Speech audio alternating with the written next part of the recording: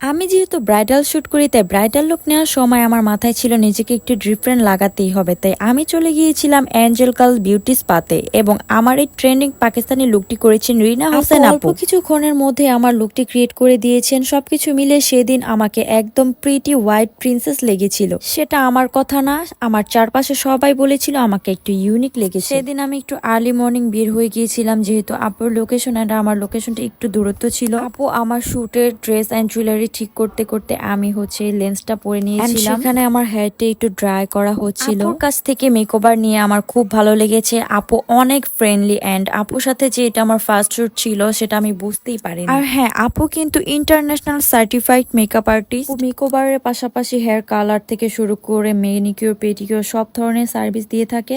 Angel girl beauty spare 3টি branch রয়েছে Lalbagh, Jinjira and সাতরোজা মসজিদের পাশে। আমি চলে গিয়েছিলাম লালবাগ ব্রাঞ্চে, এটা হচ্ছে পোস্ত অগ্রণী ব্যাংকের পাশে। তো মেকআপের শুরুতেই আপু আমার স্কিনটাকে একটু প্রেপ করে নিচ্ছিল। মেকআপটি একদম স্টেপ বাই স্টেপ করা হচ্ছিল অ্যান্ড আপু হচ্ছে আমার ফেসে সবকিছু হাই এন্ড ব্র্যান্ডের ইউজ করেছিল। বেস মেকআপ থেকে শুরু করে আই লুকের সবগুলো প্রোডাক্টসই আপু হাই এন্ড ইউজ করার চেষ্টা করে। আমার মেকওভারও অলমোস্ট কমপ্লিট হয়ে গিয়েছে। আপু আমার জুয়েলারি সেট করে দিয়েছে অ্যান্ড হেয়ারটাও সেট করা হয়েছিল। এই তো আমার ফুল অ্যান্ড ফাইনাল লুক। আর আমাকে এই লুকে কেমন লেগেছে অবশ্যই তোমরা জানাতে ভুলবে না কিন্তু।